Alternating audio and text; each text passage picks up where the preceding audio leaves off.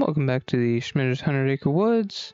So joining us here, going to the Schmitter lumberyard and getting some 2x4s cut. So started going through, we didn't have quite enough 2x4s in our stock to be able to get all the purlins up, so we wanted to go ahead and just cut some. Also didn't have very many that were 16 foot long. Really wanted some about that long so that we can do some more tying together, since we have 4 foot on center for the rafters. So I have this tree. It's not an oak, I'm not 100% sure what it is, but it's a pretty light tree, very similar to poplar. So I thought it would make some pretty good purlins.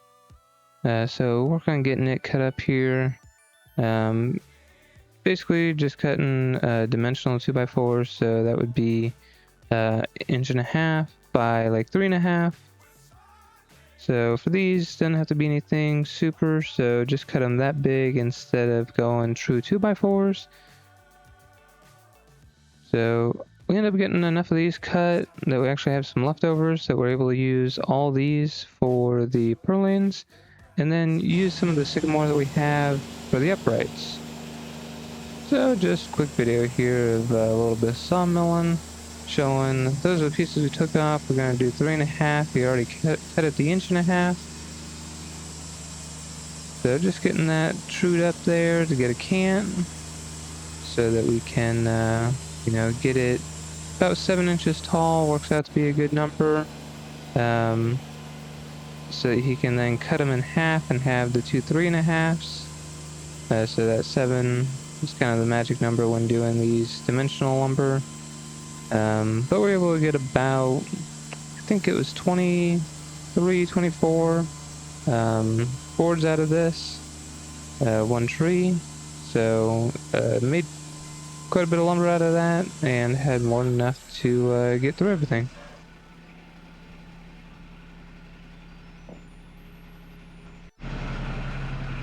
So here's just kind of a look at what we have there, got out of that, and the little bit of waste we had, but really not too bad. Tree, we had a little bit of a fluid on one end, but not terrible. So continue just working off the sawhorses.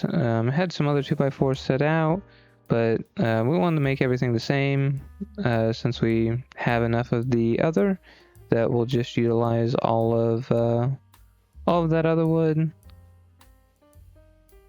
We have quite a few of the ends to cut, like the 26-inch pieces that stick off the end. So go ahead and get the miter saw out. It's portable, Milwaukee one, works fairly well. Has a stop on the end, so you don't have to measure each one. Once you get one set, you can just push up against that stop and get all those cranked out pretty quick.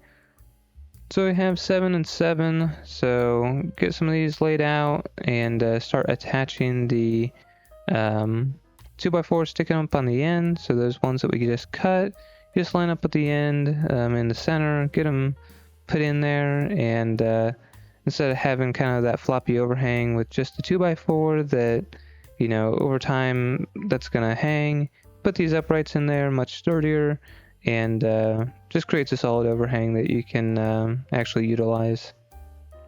So then the other thing Dad's working on getting the angle cut, kind of that 18, 19 degree angle for the 410 that goes on the end. If you just stick it out, you end up or if you just stick it on there without cutting it, it's kind of overhanging, so then whenever you go to put on your metal, it's not correct, kind of sticks out. So by doing that cut that he did on the long 2x4 that we put up, and also the end piece, you just have a much nicer board. So you start with that one, get it put up, and just using that nailer to tack these up real quick. With that soft wood, it countersinks them pretty nice, and don't have too much issue going into the red oak. So snapping some lines every 2 feet here, with the white chalk line, shows up fairly well on this wood. So got those snaps so we can get them lined up. Have to do a little bit of moving up and down as you attach these to kind of get them lined up with that line, but not too bad. So got a set of them made and making the other set now. So just getting those set over there so that they can go up pretty readily. Like I said, there's 7 of them in total. The ones at the top end up being a little bit closer just because of how the 2-foot spacing works out. But ends up working out fairly well here to get those in place.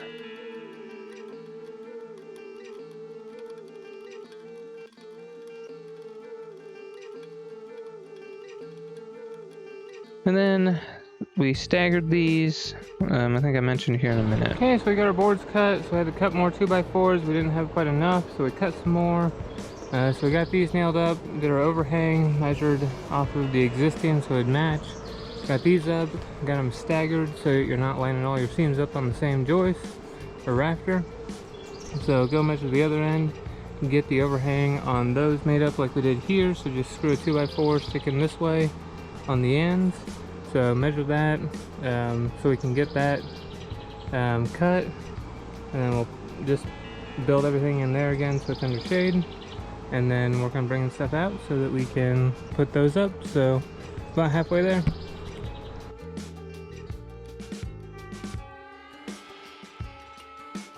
So this is when you're working and you forget to switch the camera around, but you can see you got a stack of those made up. And same kind of thing, did the cut on the 2x4 for the one end. So got it put up, and since we didn't have boards long enough to meet up with our other ones, we did kind of a little bit of different stagger. But basically we put everything up and then cut it with a circular saw while it was up there. A little bit easier than trying to measure and do. Make sure you're exactly in the center. You can just set the circular saw blade so it'll cut that 2x4, and he can then just cut it in place. And a lot of times we'll you can just put the board up and then nail on one side, and then he can cut the board while it's nailed in place.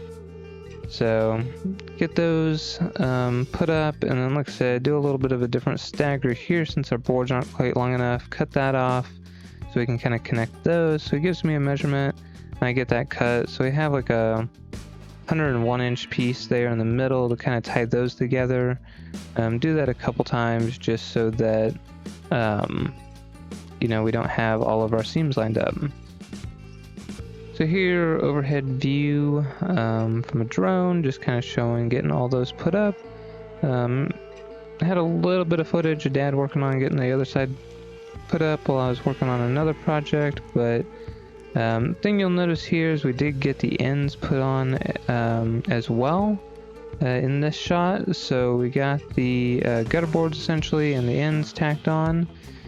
So we are truly ready for metal. So I'll go ahead and end this one here and make it a little bit shorter video than the other ones, just because there is going to be a long span between this and getting the metal up. So I'll have one more video, day 6 of this project, getting the metal on, but here kind of shows you an overhead view of all of that and kind of what all we've done, kind of reshaping a little bit of that and getting it all put up. So thank you for watching the Schmitter's Henrika Woods. I know this has been a long one, but kind of broken it up into our different segments. So I'll have one more day 6 of getting the metal up, and then we'll start being able to utilize this space. So thank you for watching.